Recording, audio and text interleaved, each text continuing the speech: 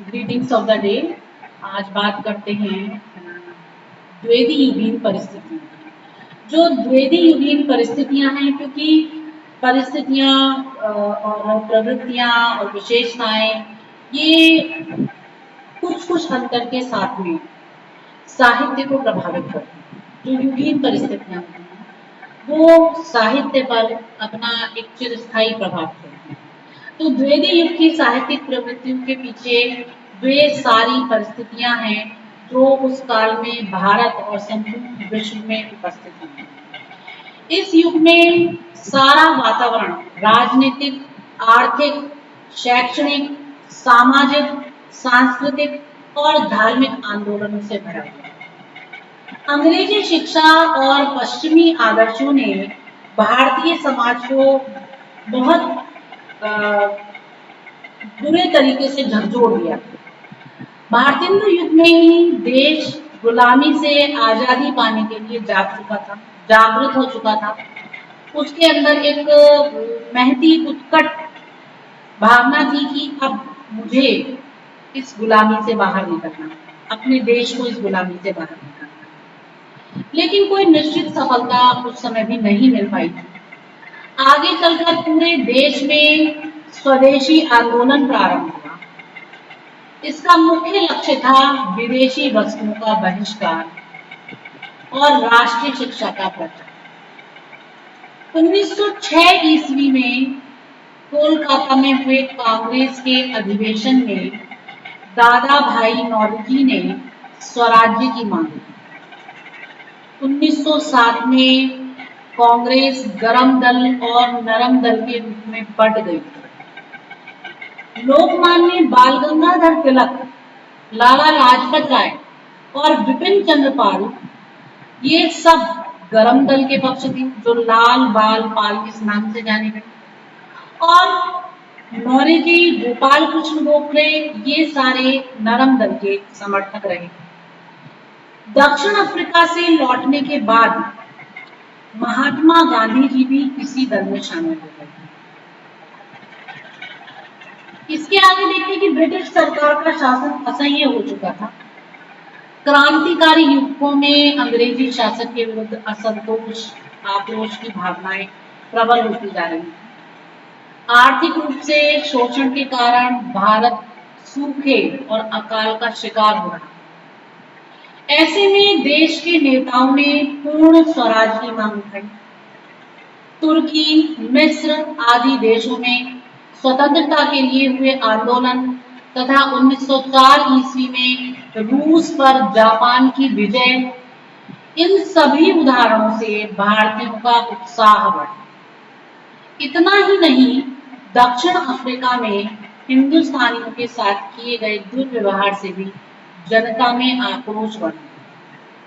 इन सभी घटनाओं से प्रेरित होकर क्रांतिकारी संगठन ब्रिटिश शासन के विरुद्ध बगावत की योजनाएं बनाने लगे। तो उन्हें दबाने के लिए वंदे मातरम गीत गाने तक पर प्रतिबंध लगा। युगांतर, वंदे मातरम और संध्या इन पत्रिकाओं के संपादकों को बंदी बना लिया गया। 1907 में सेडिशस मीटिंग एक्ट के द्वारा सार्वजनिक आयोजनों पर रोक लगा दी गई ताकि जनता संगठित ना हो सके। अंग्रेज सरकार के क्रूर व्यवहार के कारण जनता का आक्रोश बढ़ रहा था। उधर 1914 ईस्वी में प्रथम विश्व युद्ध प्रारंभ हुआ, जो 1918 तक चला। 1916 में तिलक ने एनी से मिलकर होम रूल लीग बनाई तथा जनता में नवीन स्फूर्ति दी। एक और ब्रिटिश सरकार क्रांतिकारी योजनाओं और आंदोलनों को दबाने के लिए कड़ी से कड़ी संज्ञाओं का प्रयोग कर रही है, तो दूसरी ओर भारतीय जनता में राष्ट्रीय भावना अधिकाधिक विकसित हुई।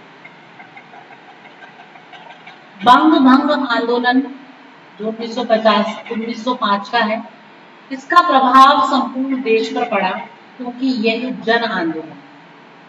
साहित्यकारों और पत्रकारों ने इस आंदोलन के संदेश को जनता तक पहुंचाया। सभी देशवासी गुलामी को मिटाने के लिए कटिबद्ध हुए। साथ ही महात्मा गांधी का प्रभाव जनता पर पड़ा।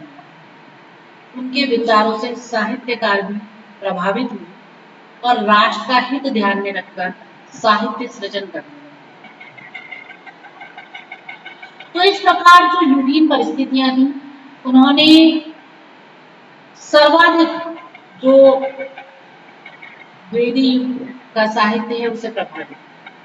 अब इन परिस्थितियों को यदि हम अलग अलग रूपों में देखें, सामाजिक रूप में देखें, तो द्विवेदी युगीन जो साहित्य है उसकी प्रेरणास्पद शक्तियों में धार्मिक सामाजिक क्षेत्र में सबसे ज्यादा उथल पुथल रही। अंग्रेजों के संपर्क, पाश्चात्य जीवन दर्शन की निकटता तथा पश्चिमी वैज्ञानिक दृष्टिकोण में राजा राम मोहन राय, केशव चंद्र सेन, भारतेंदु, दयानंद, विवेकानंद, रामकृष्ण परमहंस, एनी बेसेंट और रामानुज आदि इन भारतीय सामाजिक तथा धार्मिक क्षेत्र में इन सभी ने एक पुनरुद्धार का मंत्र दिया। ब्रह्म समाज, आर्य समाज, वेदांत दर्शन और तदीय समाज, गांधीवाद, प्रार्थना समाज, रामकृष्ण मिशन, थियोसॉफिकल सोसाइटी, इन सभी ने अपने अपने ढंग से जो सामाजिक कुरीतियां उस समय व्याप्त थी समाज में, उन सबका विरोध किया और सुधारवादी विचारों का प्रचार। 1885 ईस्वी में कांग्रेस के जन्म से एक नवीन चेतना का प्रादुर्भाव हुआ। सामाजिक और धार्मिक नेता भी थे। कांग्रेस की भीतरी और बाहरी कक्षाओं में भी समाज सुधार की विचारणा जो है वो प्रस्तुत की जाती है और प्रत्यक्ष रूप से इस संबंध में कार्य भी किए।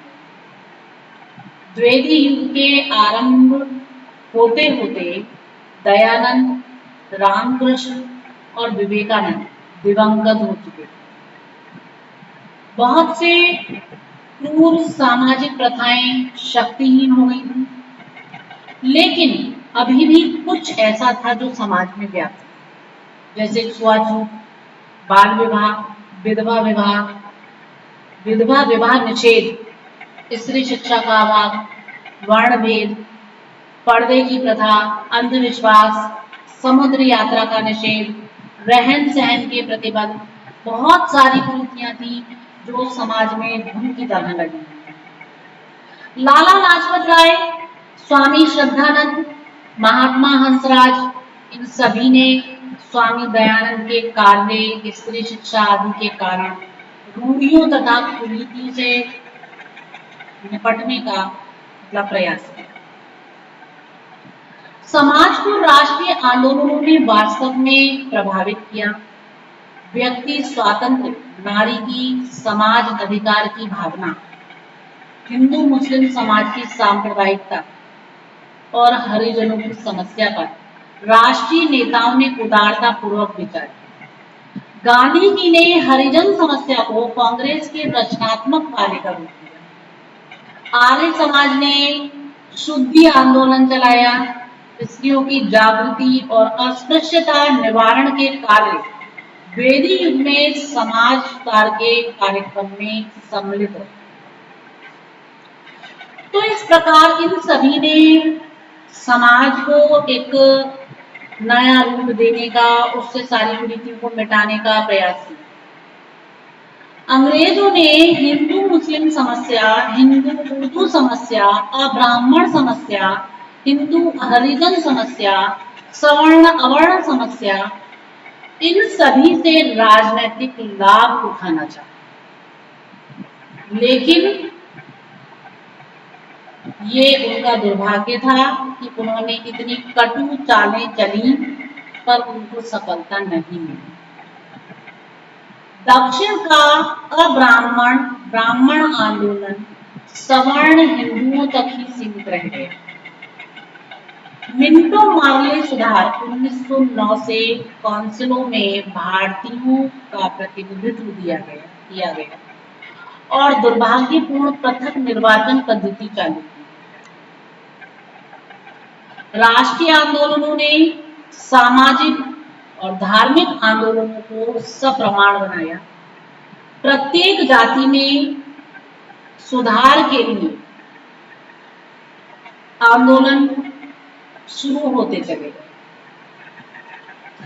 गांधी जी ने समाज में स्त्री शिक्षा, पर्दा निवारण, विधवा विवाह प्रचार, समुद्र यात्रा, मद्य निषेध, अस्पृश्यता निवारण, दहेज प्रथा विरोध आदि इन सभी पर तथा खान पान और छूत संबंधी सुधारों पर लगातार बल दिया।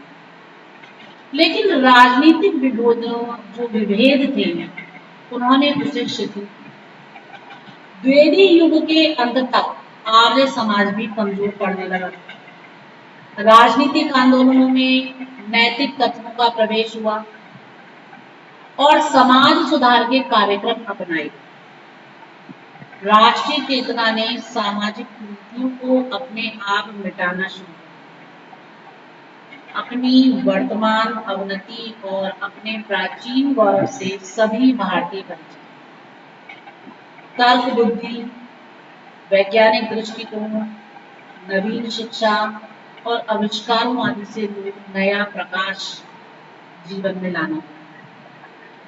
स्वामी रामकृष्ण, विवेकानंद और थियोसॉफी के प्रचार के कारण समाज में आत्मविश्वास आया, मनुष्यों में स्वाभिमान का उदय हुआ। भारतेंदु युगीन सुधार के बीज के रूप में द्विवेदी युग विकसित। जो बीज भारतेंदु युग में रखे गए थे वो बीज द्विवेदी युग में आकर अंकुरित। स्वामी दयानंद ने तत्कालीन परिस्थितियों के अनुकूल वैदिक धर्म पर जोर दिया। शुद्धि आंदोलन एक क्रांतिकारी आंदोलन था। आर्य समाज का राष्ट्रीय दृष्टिकोण इतना प्रबल था कि भारतीय सांस्कृतिक गौरव की भावना पुनर्जीवित हुई।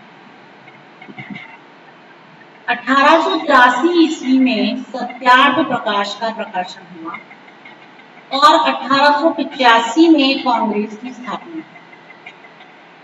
सनातन धर्मी भी सजीव और सक्रिय।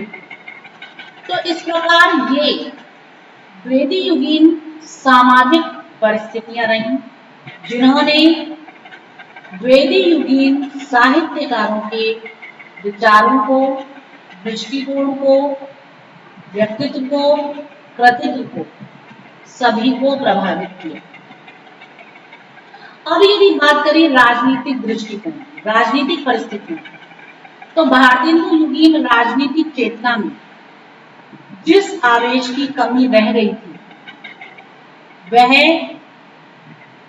भारतेंदु जी के दिवंगत होने के बाद संगठित होने लगी। अंग्रेजी का अध्ययन, पश्चिमी विचारों का प्रवेश, वैज्ञानिक दृष्टिकोण का प्रसार और नव जागरण की राष्ट्रोत्थान की भावनाओं में नवीन राजनीतिक क्रांति उत्पन्न। प्रारंभ में नरम दल का प्रभाव रहा। अंग्रेजों का सविनय विरोध होता रहा। देशभक्ति के साथ ब्रिटिश संसद के सदस्य चुने गए। अंग्रेजों की दमनकारी नीति, सांप्रदायिक विभेद करने की प्रवृत्ति तथा अकाल, टैक्स, महामारी का प्रकोप बढ़ता चला। 1896 में भयंकर दुर्भिक्ष पड़ा। फौजी कार्यवाही से आर्थिक हानि हुई, टैक्स का बोझ बढ़ा और दमनकारी कानूनों ने गरीब जनता को परेशान कर। 1897 ईस्वी में भूकंप और प्लेग ने मानव सभ्यता को चारों ओर से दबोचा। तिलक उदारवादी थे। पूना के प्लेग अफसर निर्मंड की हत्या और लेफ्टिनेंट एयरड की भी हत्या के आरोप में चिपेकर बंधुओं को दंडित किया। बलवंत राव नाथू और हरियल रामचंद्र नाथू को इसलिए निर्वाचित किया गया कि उन्होंने प्लेग से हुई बर्बादी और फौजियों की ज्यादती का विस्तृत विवरण प्रकाशित किया। तिलक ने 1893 में गणपति उत्सव और 1897 में शिवाजी उत्सव प्रारंभ किया। वे मराठी में केसरी और अंग्रेजी में मराठा पत्र निकाल रहे थे। अंग्रेजी की दमन नीति का उन्होंने सख्त विरोध किया। उनकी गिरफ्तारी से चारों ओर अशांति फैली। वे नई भारतीय चेतना के जनक, राष्ट्र धर्म के श्रेष्ठ नायक थे। नई भारतीय चेतना के जनक, राष्ट्र धर्म के वे श्रेष्ठतम नायक थे। तप, त्याग, बलिदान, जनसेवा, निर्भीकता और राष्ट्रीयता के वे प्रतीक।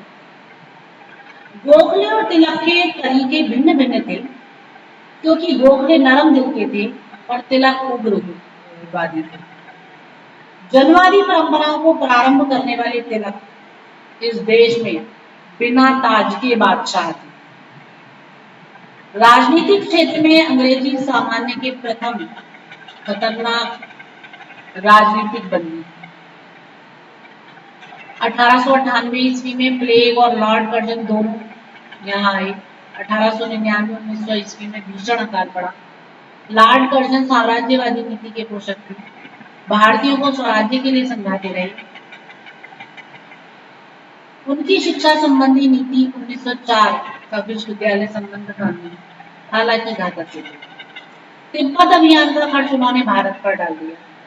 1905 में बंगाल का विभाजन किया। दक्षिण अफ्रीका में भी भारतीयों पर बहुत अत्याचार किए। जो अंग्रेज कांग्रेस में जो अंग्रेज कांग्रेस में रुचि रखते थे, वे साम्राज्यवादी अंग्रेजों के ही पोषक थे। तो द्विवेदी युग 1900 ईस्वी से प्रारंभ होता है, परंतु उसकी राजनीतिक परिस्थितियां पहले ही अंकुरित हो चुकी थी। 1900 से 1906 ईस्वी तक अकाल, प्लेग, कर, शिक्षा, शासन, भेद नीति, साम्राज्यवादी कूटनीति, इन सब ने चारों ओर समाज में असंतोष फैला दिया। भारतीयों का आत्मगौरव और आत्मसम्मान चोट खाकर मानो टुकड़े टुकड़े हो गया था, संत्रस्त हो गया। वर्ग भेद की घटना 20 जुलाई 1905 ईस्वी में और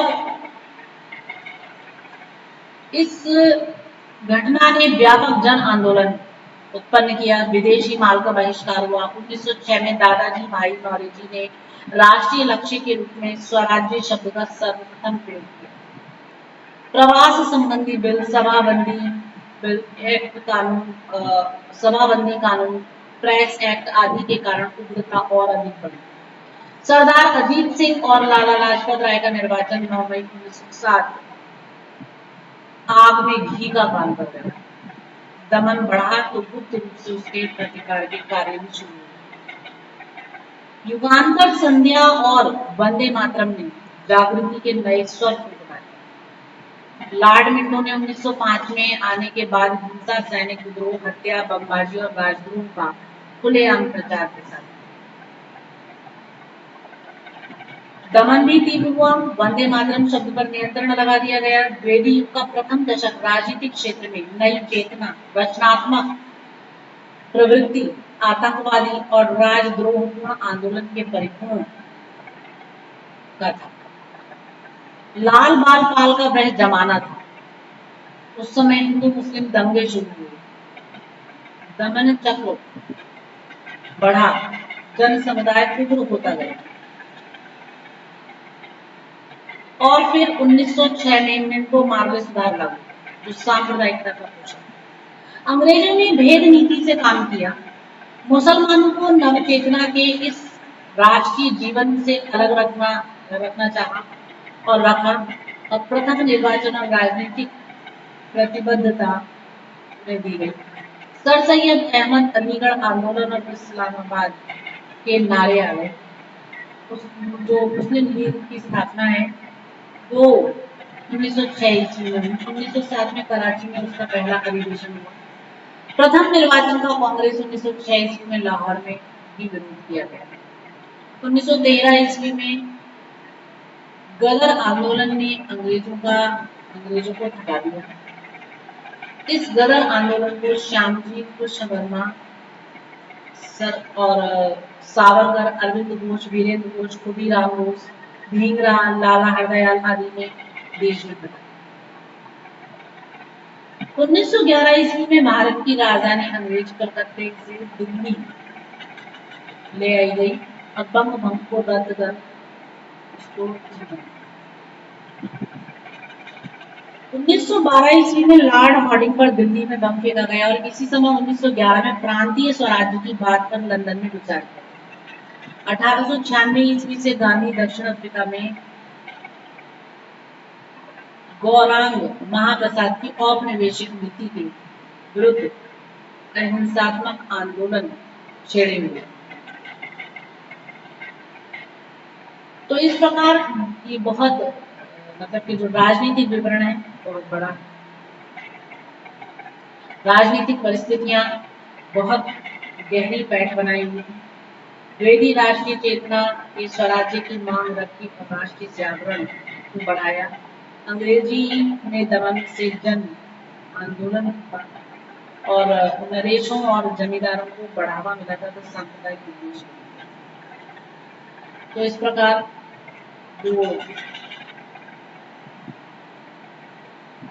द्विवेदी परिस्थितियां हैं, राजनीतिक परिस्थितियां हैं, तो वो अपने भयावह रूप से चारों तरफ फैली हुई थी और अनेक प्रकार से लोगों को प्रभावित कर रही थी। तो इस प्रकार जो ये राजनीतिक आंदोलन था ये बहुत व्यापक हुआ और द्विवेदी युगीन काव्य जो साहित्य जो 1900 से 1920 ईस्वी तक, उसके अनुसार यदि देखें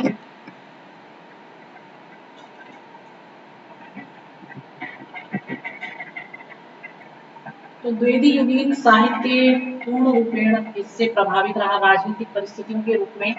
और 1900 से 1920 ईस्वी तक का जो काल है जो कि द्विवेदी युगीन साहित्य के रूप में जाना जाता है, ये समय राष्ट्रीय जागरण का पहला उबाल पूरी ताकत से जिस समय आया वो समय, जिसका प्रभाव आगे आने वाले साहित्य पर भी पड़ा। गांधी जी के सत्य, अहिंसा, बंधुत्व, मानवता और राष्ट्रीयता का प्रभाव स्थायी रूप से साहित्य पर पड़ा। आधुनिक युग के काव्य में रविंद्र और राजनीति में गांधी का अक्षुण्ण प्रभाव पड़ा।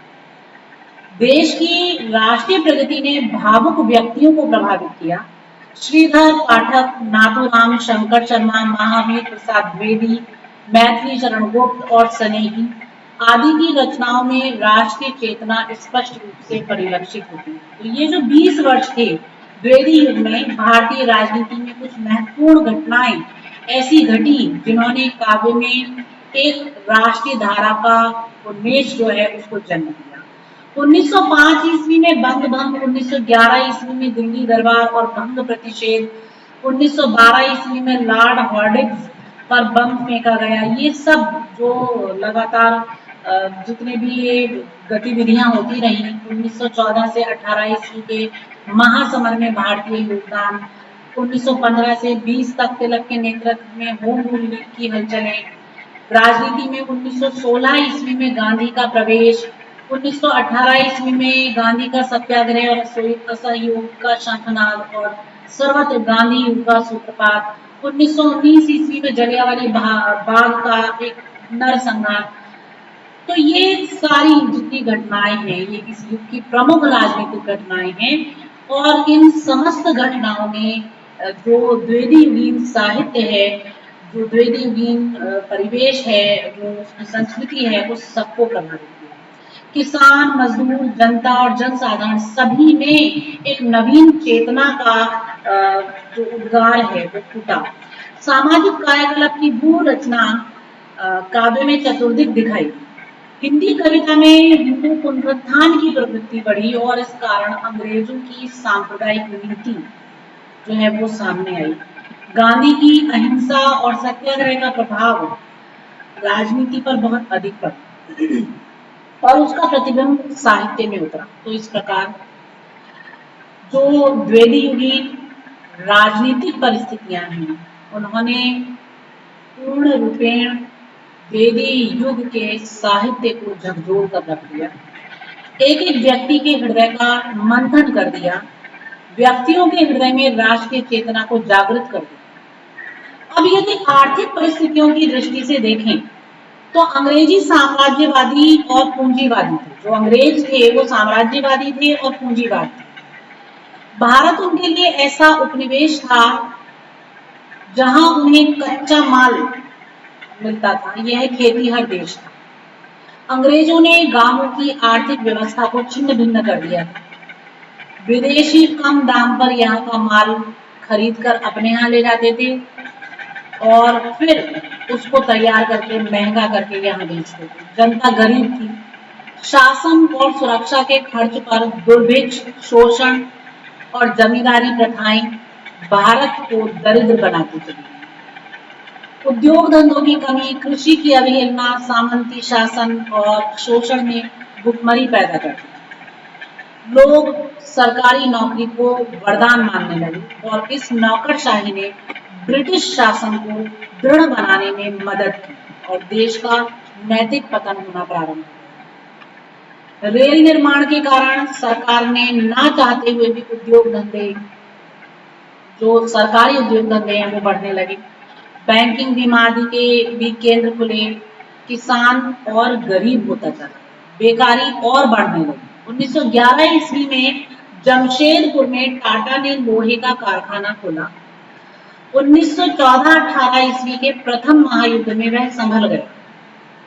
मजदूर असंगठित थे और पशुवत जीवन बिताते थे। तो ये जो आर्थिक परिस्थितियां थी ये लगातार भारत को खोखला कर रही। 1920 ईस्वी में मजदूरों की सबसे पहले ट्रेड यूनियन कांग्रेस स्थापित हुई। 1917 में रूस क्रांति हो चुकी थी। द्विवेदी युग में हड़तालें, आंदोलन और संगठन बनने लगे। मिलों से विदेशी पूंजीपति पनपते थे पर मजदूर उसी प्रकार गरीब के गरीब रहते थे। सामान्य जनता इस गरीबी को सहन करने के लिए विवश थी। महायुद्ध के बाद सरकारी दमन चक्र ने गरीबों और मजदूरों को और निर्धन बना दिया। किसान भूखे रहकर भी चुप रहते थे। धार्मिक और सामाजिक कुरीतियां उन्हें अलग खाई जा रही थी। इसी बीच गांधी जी 1916 ईस्वी में राजनीति के क्षेत्र में सामने आए। उन्होंने किसानों के लिए चरखा और खादी पर आधारित एक आर्थिक योजना प्रस्तुत की। स्वदेशी आंदोलन चलाया। देशी उद्योग धंधे पनपने लगे। दलितों, मजदूरों, किसानों में स्वावलंबन का भाव आया और निर्भीकता पैदा हुई। द्विवेदी युग के अंत में आर्थिक समस्या राष्ट्रीय आंदोलन का भाग बन गई। गांधी जी ने आर्थिक पहलू का क्रांतिकारी पक्ष देश के सामने रखा। भारत में 1900 ईस्वी में सूती मिलें थी और पहली सूती मिल 1854 ईस्वी में बंबई में खोली गई थी। 1901 में गन्ने के सुधार के लिए एक गवेषणा केंद्र खोला गया। 1907 में Tata iron and steel company की स्थापना हुई। तो इस प्रकार ये जो सारी गतिविधियां थी, इन्होंने जो आर्थिक परिस्थितियां हैं उनको बहुत अधिक प्रभावित किया और देश की जो आर्थिकता है, उसकी जो अर्थव्यवस्था है, वो इन सब से अनेक रूपों में प्रभावित हुई। और कुल मिलाकर सबका जो एक प्रभाव सर्वाधिक झेलना पड़ा, वो गरीब जनता को झेलना पड़ा, मजदूरों को झेलना पड़ा, किसानों को झेलना पड़ा, जन सामान्य को झेलना पड़ा। तो इन आर्थिक व्यवस्थाओं ने, इस अर्थव्यवस्था ने और इस युग की आर्थिक परिस्थितियों ने साहित्य को भी प्रभावित किया, साहित्यकारों को भी प्रभावित किया और उनके हृदय में भी एक ऐसी चेतना जागृत की जिसने साहित्य में राष्ट्रीय चेतना के स्वर बोले, जिससे स्वराज्य का भाव एक एक व्यक्ति में जागृत हो। धार्मिक दृष्टि से देखें तो जो इस युग की धार्मिकता है वो भी चारों ओर से प्रभावित रही। द्विवेदी युग में पौराणिक धर्म की प्रमुखता के कारण बहुदेववाद, कर्मकांड, यात्रा, व्रत, मूर्ति पूजा और त्योहारों का प्राधान्य था। आर्य समाज ने एकेश्वरवाद का प्रचार किया। नवोत्थानमूलक साहित्यिक, राजनीतिक और धार्मिक प्रवृत्तियां गहराई में जाने लगी। गीता का मानव धर्म प्रमुख हो गया। गीता से तिलक, बेसेन और गांधी भी प्रभावित थे। दयानंद, विवेकानंद, रामकृष्ण परमहंस आदि का संदेश राष्ट्रीय जीवन को आलोकित करने लगा और धार्मिक संस्कारों ने फिर से एक नया स्वरूप ग्रहण किया। तो ये जो द्विवेदीयुगीन जो शैक्षिक परिस्थितियां हैं उन्हें देखें तो शिक्षा व्यवस्था में 19वीं शताब्दी की ब्रिटिश राज सत्ता, ईसाई मिशनरी और राजा राममोहन राय के संघर्ष का परिणाम था। शासन को सुचारू रूप से चलाने के लिए शिक्षित व्यक्ति राज सत्ता को चाहते थे और ईसाई मिशनरी भारतीयों की कुरीतियों को मिटाकर उन्हें ईसाई बनाना चाहते थे। राजा राममोहन राय पश्चिम का ज्ञान भंडार भारतीयों के लिए खोल देना चाहते थे, क्योंकि उन्हें पता था कि पश्चिम का ज्ञान उनको जो शोषण है उससे बाहर निकालने में बहुत कारगर होता है। भारतीय और पश्चिमी विचारों का समन्वय करने की चेष्टा भारतेंदु ने की। अंग्रेजी शिक्षा के फलस्वरूप लोगों के विचारों में परिवर्तन हुआ। नवीन सुधारवादी आंदोलनों ने जन्म लिया। तो अंग्रेजी शिक्षा के प्रसार का प्रारंभ सन 1913 ईस्वी में राजकीय घोषणा से माना जाता है। मेकाले ने 7 मार्च 1835 ईस्वी को जन शिक्षा समिति के अध्यक्ष के पद से प्रस्ताव रखा कि अंग्रेजी माध्यम से ही शिक्षा दी जाए। 1833 ईस्वी और 1854 ईस्वी में जो शिक्षा नीतियां निर्धारित की गई थी उससे देश की साहित्यिक, सामाजिक, धार्मिक और आर्थिक और औद्योगिक उन्नति के स्थान पर अधिकांश में अवनति दर्ज की। कृषि, उद्योग, स्त्री शिक्षा, अध्यापकों का वेतन आदि इन सब पर बल दिया गया। 1919 ईस्वी की सुधार आयोजन के अनुसार शिक्षा का भार प्रांतों पर आ पड़ा, किंतु यूरोपियन और भारतीयों की शिक्षा पद्धति में भेद रहा। तो इस प्रकार जो तदयुगीन स्थितियां हैं उनमें जो शैक्षिक स्थितियां हैं, शैक्षिक परिस्थितियां हैं, उन्होंने साहित्य को सर्वाधिक प्रभावित किया। सांस्कृतिक दृष्टि से देखें तो तदयुगीन जो सांस्कृतिक परिवेश है, सांस्कृतिक परिस्थितियां हैं, उन्होंने भी भारतीय साहित्य पर एक गहरा प्रभाव छोड़ा है। भारतेंदु युगीन काव्य के अध्ययन से स्पष्ट होता है ये कि भारत में अंग्रेजों के राज्य स्थापना के पश्चात दो भिन्न संस्कृतियां समृद्ध हुई।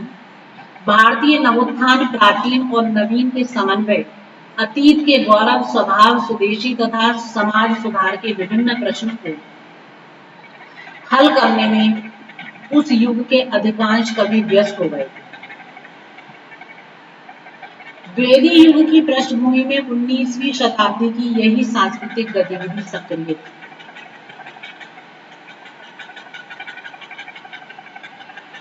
तो हम देखते हैं कि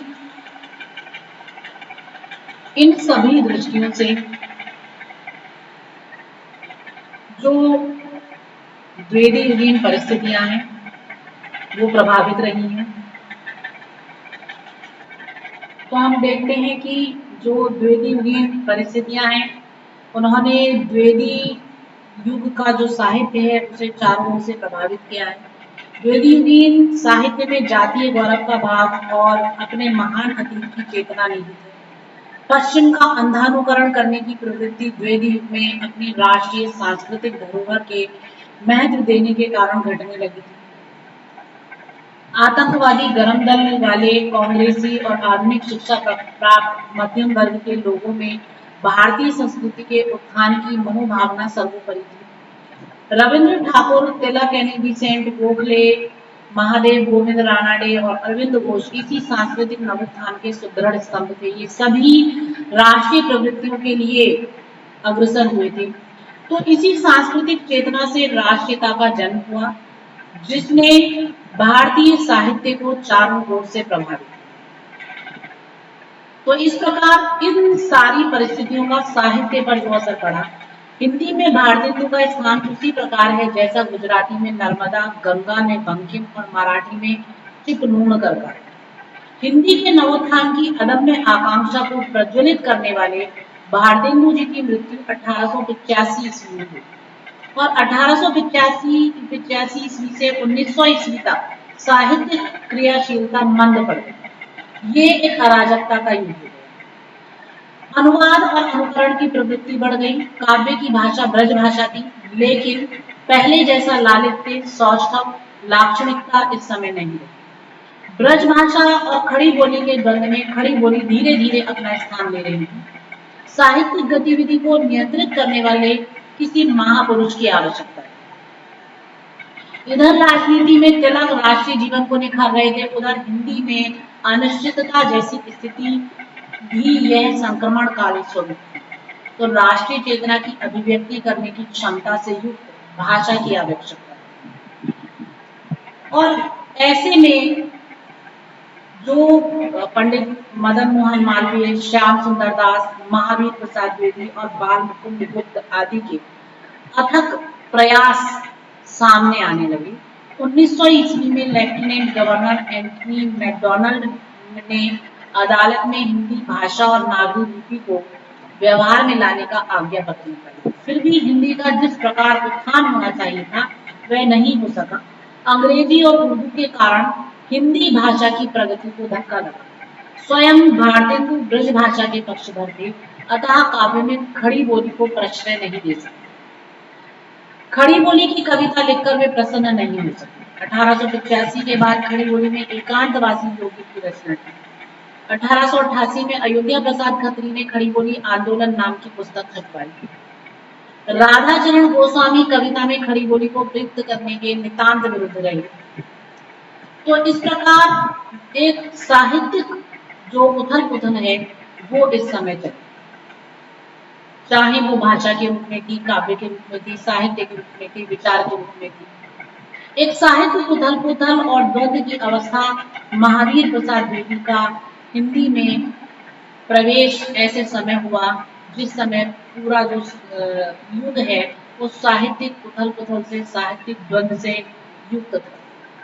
ऐसे में उनका साहित्य के क्षेत्र में प्रवेश हुआ जिससे खड़ी बोली को एक नई शक्ति और नया रूप था। भारतेंदु युगीन खड़ी बोली का काव्य अपरिनिश्चित भाषा में रचा गया। वह काव्योचित गुणों से विहीन था, उसमें नए प्रयोग नहीं थे, लेकिन अब जो समय आया वो नए प्रयोग का युग। संस्कृत, उर्दू, फारसी और प्रांतीय बोलियां तथा अंग्रेजी के दैनिक व्यवहार तक के शब्द काव्य में प्रयुक्त हो रहे थे, जिसमें व्याकरण की व्यवस्था का अभ्यास था। भाषा में शब्द संकरता, शैथिल्य और अव्यवस्था। डॉक्टर हजारी प्रसाद द्विवेदी ने हिंदी साहित्य में लिखा है कि भाषा के स्तर, व्यंजना, कलात्मकता, माधुर्य और सौंदर्य में तब वह असमर्थ थी। द्विवेदी जी युग प्रणेता थे। खड़ी बोली के उस नवोत्थान काल में खड़ी बोली के प्रबंधों और गीति काव्यों का अभाव साही था। भाषा तो असंस्कृत मार्ग पर चल रही थी। प्रत्येक लेखक खड़ी बोली की कविता में रचना करने का एक अपना सिद्धांत रखता था और उसी के अनुसार कार्य करता। अंग्रेजी, संस्कृत, बंगला आदि के काव्यानुसार कई शैलियों में प्रचलित हो गई। सरस्वती का संपादन संभालते ही द्विवेदी जी ने काव्य प्रणाली निर्धारित की और संस्कृत, अंग्रेजी, मराठी, उर्दू तथा बंगला के काव्य शास्त्र में भी प्रेरणा दी।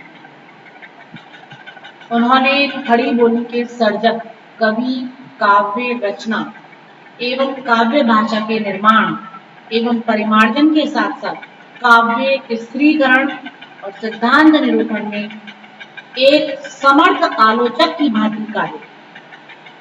तो द्विवेदी युगीन साहित्य की कहानी खड़ी बोली का वह प्रयोग काल था जो प्रारंभिक दशा में।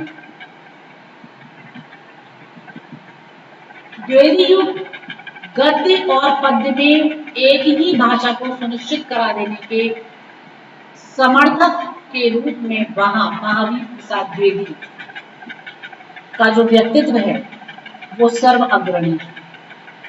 उनका यह मत था कि सभ्य समाज की जो भाषा हो उसी भाषा में गद्य और पद्य साहित्य का सृजन होना चाहिए। तो द्विवेदी जी ने अपनी सरस्वती पत्रिका के माध्यम से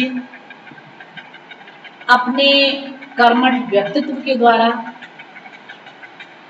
जो कहा वो करके दिखाया।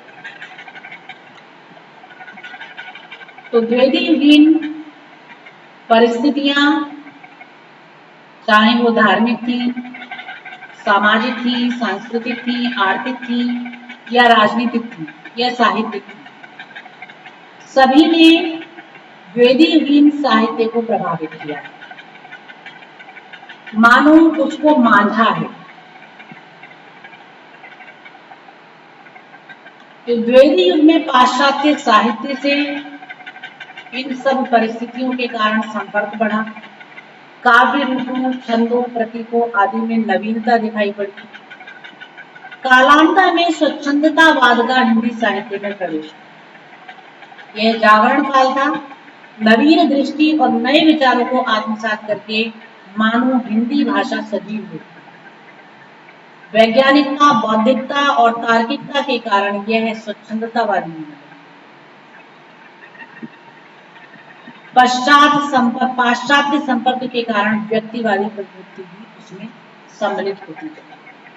तो इस प्रकार जो द्विवेदी युगीन परिस्थितियां हैं वो द्विवेदी युग के साहित्य को न केवल प्रभावित करती हैं बल्कि उसमें आमूल परिवर्तन करती हैं। जो भी भारतीय युग में पड़े उन सबका अंकुरण पल्लवन द्विवेदी युग में दिखाई देता है।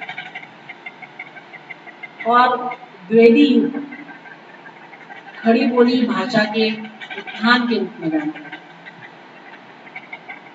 और इस रूप में जो उसका महत्व है वो अति विशिष्ट है। हिंदी का जो उत्थान है वो इसी युग में महावीर प्रसाद द्विवेदी जी के द्वारा, उनके कर्मठ व्यक्तित्व के द्वारा, उनके कृतित्व के द्वारा और सबसे अधिक उनकी पत्रिका सरस्वती के संपादन के द्वारा परिलक्षित है। धन्यवाद।